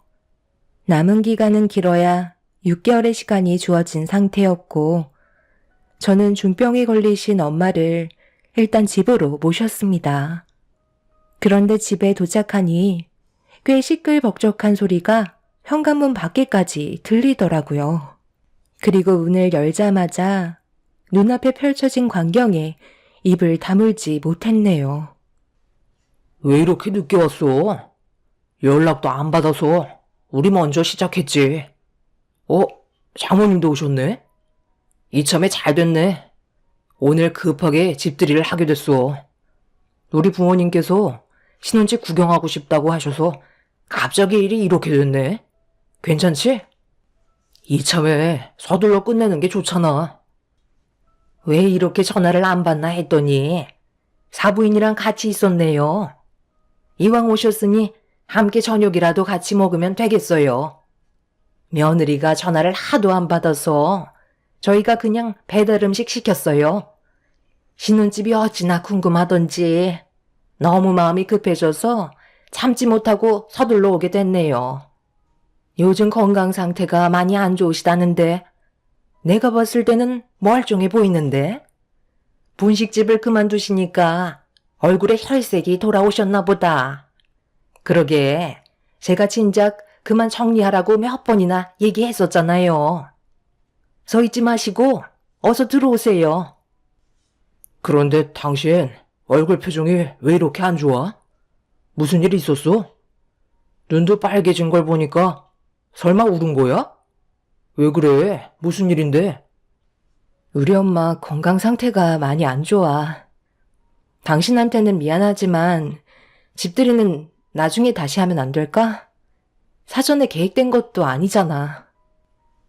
그게 갑자기 무슨 말이니? 다음에 하자니? 사부인 몸 상태가 얼마나 안 좋길래 그만하라는 말까지 나오는 건데? 저희 엄마 몸이 많이 안 좋으세요. 오늘 병원 갔다 왔는데 췌장암이시래요. 그동안 정말 오래 버티셨다고 앞으로 6개월 정도의 시간밖에 안 남았다는데 지금 서 있는 것조차 많이 힘들거든요. 일단 저희 엄마 안정을 취하셔야 하니까 나중에 다시 하면 안 될까요? 기분 좋은 날 안 좋은 소식 전해드려서 정말 죄송합니다. 이럴 줄 알았으면 그냥 집으로 돌아갔을 텐데 거리가 너무 멀어서 일단 휴식 좀 취하려고 잠깐 들렸거든요. 방에 들어가서 누워있으면 되니 저는 신경 쓰지 마시고 마저 식사하시면 될 것 같네요. 그게 되겠어요? 벌써 사부인의 몸이 어떤 상태인지 벌써 다 들었는데 음식이 목으로 넘어가겠냐고요.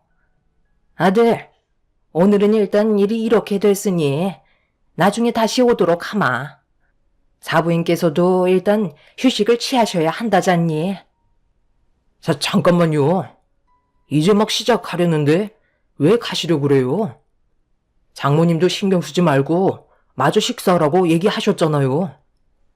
그렇긴 한데 아무래도 영 신경 쓰여서 말이야. 우리도 힘들게 시간 내서 오긴 한 건데 어쩌겠니? 환자가 우선이잖아.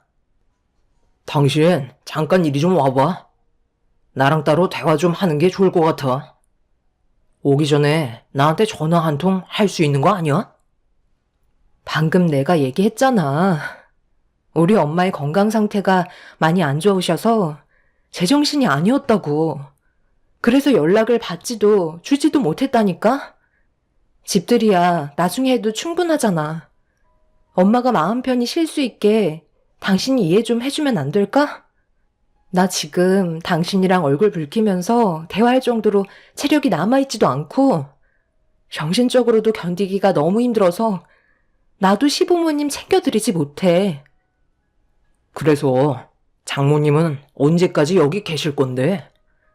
그렇다고 우리 부모님 돌려보내면 얼마나 서운해 하시겠어? 설마 계속해서 여기에 계실 생각은 아니시지? 췌장암 걸리신 건 안타깝게 생각하지만 그렇다고 우리 집에서 환자와 함께 지내는 건 좀 그렇지. 엄마는 우리 집에서 같이 지내면 안 되는 거야? 우리가 지금 여유 있게 생활할 수 있는 게 누구 덕인지 벌써 잊었어? 아니, 장모님이 집이 없으신 것도 아니신데 그냥 택시 타고 보내드리면 되잖아. 나는 내일도 집들이가 잡혀 있다고. 회사 사람들까지 전부 다 오기로 했는데 그럼 그것도 취소해야 된다는 거야? 당신 왜 이렇게 이기적이야? 장모님만 집으로 돌아가시면 아무 문제 없는 건데 꼭 이렇게까지 미련한 모습을 보여줘야만 되겠어? 당장 집으로 돌아가시라 해. 당신은 나한테 한마디 상의도 없이 지금 다음날 집들이까지 잡았다고? 나한테는 지금까지 한마디도 하지 않아놓고 무턱대고 당신 혼자서 일을 벌이면 어쩌자는 거야. 그리고 지금 엄마 혼자서 버틸 수 있는 몸이 아니라고 분명 얘기했잖아. 누군가 옆에 있어줘야 하는데 내가 당신 보고 옆에 있어주라고 했어? 그냥 오늘만 집들이 미뤄달라는 건데 췌장암 걸린 엄마 앞에서 불만을 털어놓는다는 게 말이 된다고 생각해? 엄마가 지원해주신 자금이 5억이나 된다고. 솔직히 이 집은 엄마 거나 다름없는데 이 정도는 충분히 대우받을 수 있는 자격이 있으시다고. 당신은 나랑 엄마보다 집들이가 중요해? 이제야 알겠네. 장모님이 전부 다 계획이 있으셨던 거야. 일부러 우리한테 자금을 주시고 얹혀 사실 생각이셨던 거네. 그거 얼마나 된다고 코끼리 드는 거야? 의사가 기로야 6개월이라고 말했으면 앞으로 1년은 거뜬히 넘어가실걸. 장모님 연세가 있으셔서 암도 진행 속도가 느려지거든. 내가 봤을 때 장모님 앞으로 한 2년은 더 사실 것 같은데? 저는 남편의 말에 너무 충격을 받아 저도 모르게 얼굴을 향해 손을 올려붙이고 말았어요. 처음으로 남편에게 손을 대서 그런지 온몸이 떨려왔고 남편에 대한 실망감 때문에 결국 힘겹게 버티고 있던 저는 그 자리에 주저앉아 눈물을 쏟아내고 말았습니다. 다른 방에서 대화를 주고받고 있던 목소리가 거실에까지 전달이 되었는지 시부모님께서 방문을 두드리셨고 남편은 저에게 뺨을 허용해서 그런지 화가 머리끝까지 올라온 상태였네요. 남편은 문을 열고 거실로 나가더니 이성을 잃어버렸는지 흥분을 감추지 못한 채 저희 엄마한테 막말을 퍼부으며 더욱더 난리를 치고 말았네요. 장모님 때문에 지금 이게 뭡니까? 갑자기 찾아오셔서는 암이라고 집들이 분위기 다 망치고 6개월밖에 시간이 없다면서 집에 눌러붙을 계획까지 세우시면 제가 반겨드릴 줄 아셨어요? 정말 속 보이시네요. 몸이 안 좋아질 거 뻔히 알고 계셨으니까 일부러 저희한테 5억 지어주고 병수발 들어달라는 거 아니었나요? 의사가 6개월 정도 예상한 거지. 앞으로 길면 1년이 될지 2년이 될지 그걸 누가 알겠어요? 장모님께서 췌장암 걸릴 줄 아무도 몰랐던 것처럼 앞으로 살 날도 아무도 모른다고요. 내가 여길 오는 게 아니었는데 미안하게 됐네. 기분 좋게 집들이 하고 있었는데 분위기 망쳐서 속이 상했겠지. 여기에 머물러 있을 생각 없으니까 그만 흥분을 가라앉히고 이제 진정 좀 하겠나. 나도 피해를 주고 싶은 마음은 없었다고. 당신 정말 이런 사람이었어? 술도 얼마 먹지 않았으면서 어떻게 아픈 환자인 우리 엄마한테 상처되는 말을 아무렇지도 않게 할 수가 있는 거야? 내가 아까도 얘기했지? 이 집은 당신이랑 내가 마련한 게 아닌 엄마가 평생 동안 분식 팔아서 우리 잘 되라고 지원해 주신 돈이라고. 그런데 어떻게 그런 말을 할 수가 있어? 받을 때는 제일 좋아하던 사람이 우리를 도와주신 엄마한테 감사해 하기는커녕 중병 걸린 엄마를 내치려 들어? 당신의 인간성을 충분히 알았으니까 당장 내 집에서 나가. 당신이 이 집에 보탠 자금은 얼마 되지도 않잖아? 이혼하고 처분해 줄 테니까 당장 나가라고. 너 지금 이혼이라고 했냐? 내가 뭘 그렇게 잘못했다고 지금 이혼을 하자는 거야?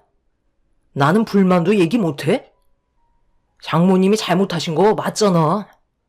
기분 좋게 집들이 하고 있는데 조친 거 내 말이 틀렸어? 장모님, 이제 어떻게 하실 거예요? 이 사람이 이혼하자는데요. 엄마는 순식간에 몰려온 스트레스 때문인지 배를 움켜쥐셨고 식은땀을 흘리시며 고통스러워 하셨어요. 저는 엄마의 건강 상태에 큰 문제라도 생길까봐 일단 방으로 모신 뒤 침대에 눕혀 드렸네요. 시부모님도 남편에게 그만하라며 말리고 있었지만 남편은 이미 이성을 잃어버려 감정 조절이 되지 않는 상태였죠.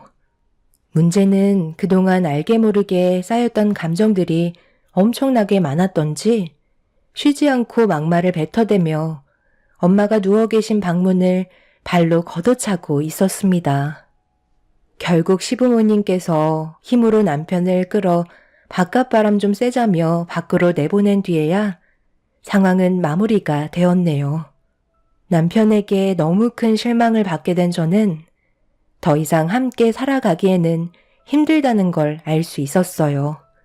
그동안 저희 가족에게 보여주었던 행동들이 전부 가식이라는 걸 알 수 있었고, 저희 엄마의 건강 상태에 대해 조금도 걱정해주지 않고 오히려 집들이만 중요하게 생각한 남편을 더는 제 삶에 포함시킬 마음이 없었네요. 그날 이후 정신적으로 많은 스트레스를 받아서 그런지 저희 엄마의 건강 상태는 급격하게 안 좋아지셨고, 시부모님께서 저와 개인적으로 만남을 가졌지만 해결되는 건 아무것도 없었습니다. 남편을 이해하라는 시부모의 말도 저는 받아들이기가 힘이 들었어요. 남편도 저와 다퉜던 일들에 대해 전부 다 기억을 하고 있으면서도 용서를 구하기는커녕 오히려 더욱더 안 좋은 방향 쪽으로 끌고 가기 시작했습니다. 그동안 쌓아왔던 남편에 대한 신뢰가 한순간에 무너지는 순간이었고, 결국 저희는 이혼을 선택하게 되었죠. 저희가 그토록 원했던 신혼집은 처분을 한 뒤에 재산을 나눴고, 남편은 2번 다시 얼굴 볼 일 없을 거라며 막말을 뱉은 뒤 저희 부부는 등을 돌리게 되었습니다.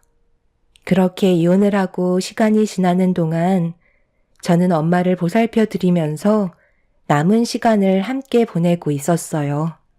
엄마와 함께하는 모든 순간들을 소중하게 생각하며 지내던 어느 날, 엄마와 오랜 시간 동안 대화를 나누다가 잠이 들었는데, 다음날 아침에 옆에 누워 계신 엄마를 부르며 깨우는 순간, 저는 그 자리에서 오열을 하고 말았어요. 더 이상 엄마는 제가 부르는 소리에 반응을 하지 않으셨고 깊은 잠에 빠지셨네요. 엄마와 함께했던 세월들이 머릿속으로 스쳐 지나가면서 떠오른 기억들은 전부 다 제가 못해드린 기억뿐이었어요. 어렸을 적엔 온갖 투정만 가득했던 어린이였고, 성인이 돼선 엄마에게 손을 벌리는 불효자였었네요. 모든 걸 아낌없이 내어주신 엄마는 그렇게 제 품에서 떠나고 마셨습니다. 엄마를 떠나보내드린 뒤 저는 한동안 아무것도 할 수가 없었어요.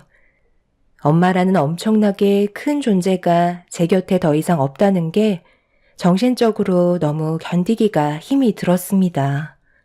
그렇게 몇 달 동안 저 혼자만의 시간을 가지면서 앞으로 어떻게 살아가야 할지 많은 고민을 하다가 제가 할 수 있는 일을 찾아 일을 시작하게 되었네요. 그렇게 엄마가 남겨주고 떠나신 재산으로 사업을 시작했고, 앞만 보며 정신없이 달려오다 보니 어느새 저는 크지는 않지만 그래도 체인점 몇 개 정도의 점포가 생길 정도로 자리를 잡게 되었습니다. 이 모든 것들이 전부 다 엄마에게 배운 노하우들로 이뤄낸 성과였어요.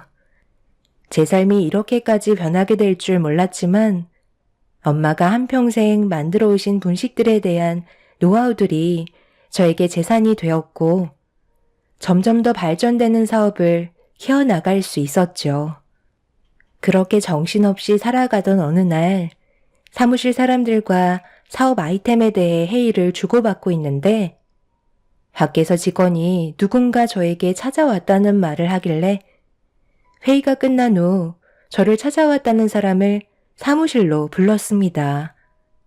그런데 문을 열고 들어온 사람은 다름 아닌 몇 년간 얼굴 한번 마주치지 않았던 전 남편이었네요. 왜 찾아왔는지 알 수 없었고 2번 다시 보고 싶지 않았던 얼굴을 또다시 제 앞에서 마주치자 과거의 기억들이 떠올라 당장 나가라고 소리를 지르고 말았습니다. 내가 당신 마음 이해 못하는 거 아니야. 잠깐만 내 말 좀 들어봐. 내가 오죽했으면 당신한테 찾아왔겠어? 제발 나 좀 한 번만 도와줘. 그래도 우리 그때 일만 아니면 정말 괜찮은 사이였잖아. 당신도 알겠지만 내가 하는 일이 돈벌이가 좋지 않은데 우리 부모님께서 큰 사고를 당하셨거든. 음주운전 차량에 부딪히셔서 수술을 크게 하셔야 하는데 자금이 많이 부족해. 제발 좀 도와줘. 내가 당신을 어떻게 알고 찾아왔는지 알아? 어느 날 회사 사람들이 분식을 시켰는데 배달 주문 메뉴에 당신 얼굴이 찍혀 있더라고. 처음엔 잘못 봤나 했는데 우리가 살아온 세월이 있잖아. 확실하게 알 수 있었지. 당신이 성공한 것 같고 돈을 빌려줄 수 있는 사람이 당신뿐인 것 같아서 이렇게 찾아온 거야. 나 한 번만 살려주면 안 될까? 그런데 잠깐만. 저기 명패에 왜 장모님 조남이 적혀 있는 거야? 당신이 대표 아니었어? 왜 대표가 당신이 아닌 장모님으로 되어 있는 거지? 설마 췌장암 수술이 성공적으로 끝난 거야? 정말 다행이네. 이참에 장모님 얼굴까지 뵙고 부탁 좀 드리면 되겠네. 내가 왜 당신을 도와줘야 하지? 나는 당신한테 좋은 기억이 하나도 남아있지 않아. 그때 우리 엄마한테 난리쳤던 기억밖에 없다고. 지금도 그때만 생각하면 온몸에 소름이 돋을 정도야. 그리고 우리 엄마 세상 떠나신 지 한참 됐어. 당신이 조금이라도 신경을 썼다면 알 수는 있었다고. 저 명패는 내가 이 자리에 있게 만들어주신 분이 우리 엄마이기 때문에 감사를 표하는 마음으로 이렇게라도 엄마를 대표 자리에 앉혀드리고 싶었어. 나는 당신을 조금도 도와줄 생각 없으니까 기대조차 하지 마.